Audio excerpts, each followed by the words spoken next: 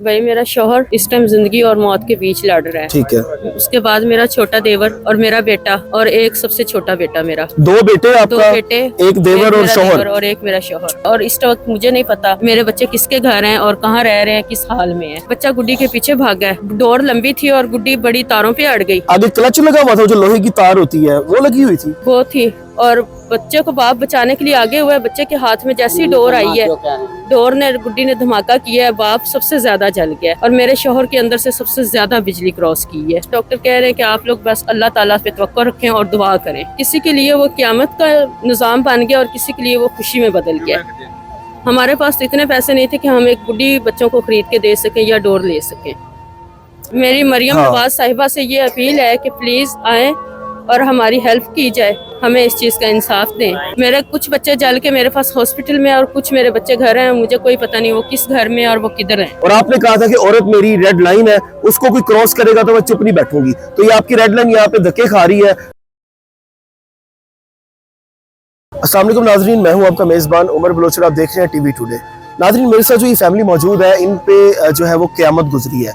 बसंत का एक त्यौहार मनाया गया, बहुत से लोगों के लिए वो खुशी का त्यौहार था और बहुत से ऐसे भी लोग थे जिनके लिए वो क़यामत का त्यौहार बन गया। नाज़रीन, इनके घर के 4 अफराद, बच्चे और बड़े, इनके अपने शौहर, इनके बेटे, जो कि एक समझे कि बड़ा ज़बरदस्त किस्म का उनको करंट लगा है। मैं इस टाइम जना हॉस्पिटल में मौजूद हूँ, यहाँ के बर्न सेंटर में। वो है एक बच्चा यहाँ पे जिसकी मैं आपको शक्ल नहीं दिखा सकता, वो भी जो है वो जला हुआ है। मामला क्या हुआ, इनका कहना है कि क्लच वाली जो है वो गुड्डी आई है और वो तार पे गिरी है। उसके बाद जो आग जो निकली है उसने उन सबको घेरे में लिया है और काफी ज्यादा नुकसान हुआ। इनसे बात करके जानूंगा। अस्सलाम वालेकुम बाजी। बाजी, की मामला है? जरा माइक कॉल करो तो दसो कौन कौन ਤੁਹਾਡਾ हॉस्पिटल से एडमिट है, ਤੁਹਾਡੇ ਕੀ ਲੱਗਦੇ ਨੇ ਤੇ मामला ਕੀ ਹੋਇਆ? भाई मेरा शौहर इस टाइम जिंदगी और मौत के बीच लड़ रहा है। ठीक है। उसके बाद मेरा छोटा देवर और मेरा बेटा और एक सबसे छोटा बेटा मेरा। दो बेटे आपका? दो बेटे, एक देवर और शौहर और एक मेरा शौहर। ओहो। मेरे शौहर के सर पे हमारा घर चल रहा था, किराए का घर, और बच्चियां जवान है 2 मेरी। बाकी मेरे 4 बच्चे छोटे छोटे हैं, जिनमें से 2 बेटे मेरे जल गए, एक छोटी बेटी और बाकी 2 बड़ी बेटियां और एक छोटा बेटा। ये मेरे घर है और इस वक्त मुझे नहीं पता मेरे बच्चे किसके घर हैं और कहाँ रह रहे हैं, किस हाल में है। परेशानी का आलम बना हुआ। हुआ क्या था? बेघर हो गए। हुआ क्या था? इंसिडेंट क्या हुआ? हुआ ऐसा है कि भाई बच्चा छत पे गया और गुड्डी आई है उड़ के। बच्चा गुड्डी के पीछे भागा है, डोर लंबी थी और गुड्डी बड़ी तारों पे अड़ गई। बच्चा बाप पीछे भागा है बच्चे को रोकने के लिए कि बेटा गुड्डी के पास नहीं जाना। आगे क्लच लगा हुआ था, जो लोहे की तार होती है वो लगी हुई थी। शायद वो था। ठीक है। वो थी और बच्चे को बाप बचाने के लिए आगे हुआ है। बच्चे के हाथ में जैसी डोर आई है, डोर ने गुड्डी ने धमाका किया है। बाप सबसे ज्यादा जल गया। उसके हवाले से पीछे से छोटा भाई आया देवर मेरा, वो भी जल गया। उसके बाद बेटे दोनों को आग पड़ गई। वो एक दूसरे को बचाने के उसमें जो हाथ लगाता गया वो जलता गया। दूसरे को जो हाथ लगाता गया वो जलता गया। और मेरे शौहर के अंदर से सबसे ज्यादा बिजली क्रॉस की है। इस कदर के मेरा शौहर इस वक्त बहुत सीरियस हालत में है। मेरा देवर और मेरे दोनों बेटे। कहाँ पे इस टाइम वो एडमिट है? वो दोनों इस वक्त सर्जिकल वन में है, तो उनका इलाज इस वक्त वहाँ पे चल रहा है। डॉक्टर से आपकी बात हुई है क्या? वो कह रहे हैं? डॉक्टर से बात हुई है। डॉक्टर कह रहे हैं कि आप लोग बस अल्लाह ताला पे तवक्कुल रखें और दुआ करें।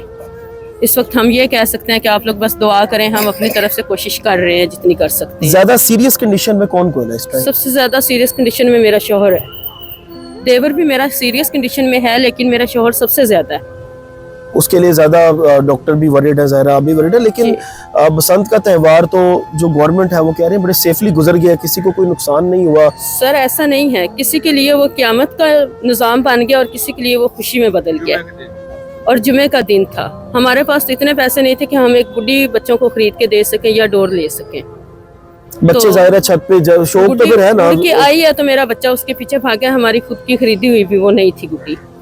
हम तो एक रेंट पे घर पे रहते हैं और ऐसी जगह पे यानी कि रहते हैं कि जो जगह हमारे लिए खतरनाक साबित हुई है। आपका मेरे ख्याल एरिया सब्जाजार है? सब्जाजार हमारा एरिया डुब्बनपुर है। डुब्बनपुर वहाँ पे इतनी कोई फैसिलिटीज भी नहीं है। मेरे ख्याल तारे भी बाहर वहाँ पे लटक रही होती है, इतना कोई वहाँ पे वो नहीं है। पसमानदा इलाका है, लेकिन इनके लिए जो है वो क़यामत का वो दिन गुजरा है। मेरी मरियम नवाज साहिबा से ये अपील है कि प्लीज आए और हमारी हेल्प की जाए, हमें इस चीज़ का इंसाफ दें। मुझे रहने के लिए कोई घर कोई ना रहने के लिए हमें कुछ छत दें, क्योंकि मैं घर से बेघर हो गई हूँ। मेरे कुछ बच्चे जल के मेरे पास हॉस्पिटल में और कुछ मेरे बच्चे घर हैं, मुझे कोई पता नहीं वो किस घर में और वो किधर हैं। मैं अपने बच्चों की हालत से भी इस वक्त ना वाकिफ़ हूँ, और प्लीज़ हमारे माली हालात पे गौर किया जाए। हमारे पैसे भी जल गए जो हमने रेंट के लिए रखे थे, और हमने रमज़ान के लिए जो राशन डालना था। आपकी वीडियोस काफी ज्यादा वायरल हुई, आपका केस काफी वायरल हुआ। कोई गवर्नमेंट के किसी बंदे ने आपसे रब्ता किया है, किसी ने आपको अकोमोडेट किया, आके बातचीत की है? मेरे साथ किसी ने कोई बात नहीं की। मैं इस ऐसे बस मैं भी अपने बच्चों के और मियाँ के साथ ऐसे हूँ जैसे मैं भी उनके साथ मरीज बन गई हूँ। और डॉक्टर्स वगैरह कोऑपरेट कर रहे हैं? जना हॉस्पिटल के आप बंद सेंटर में है तो वो कोऑपरेट आपके साथ कर रहे हैं? पहले तो जब हम आए हैं तो मेरे शोहर को रखने के लिए जगह नहीं थी मिली, लेकिन उसके बाद डॉक्टर अब अच्छे तरीके से कर रहे हैं, अच्छे से कर रहे हैं। नाजरीन, मेरी जो रिक्वेस्ट है लास्ट में मरियम नवाज साहिबा से है कि बसंत का त्यौहार बड़ी जबरदस्त तरीके से गुजरा। आपने जैसे कहा सबने SOPs पे भी अमल किया, ठीक है, एक त्यौहार था वो गुजर गया, लेकिन अब जो लोग डैमेज हुए, क्योंकि ये त्यौहार ऐसा है कि यहाँ पे काफी ज्यादा लोग डैमेज होते हैं। एक सहाफी थे हमारे, वो भी छत से जो है वो गिरने की वजह से हलाक हुए। कल उनका जो है वो आज सुबह जनाजा भी हुआ, तो काफी लोग बीच में डैमेज हुए हैं।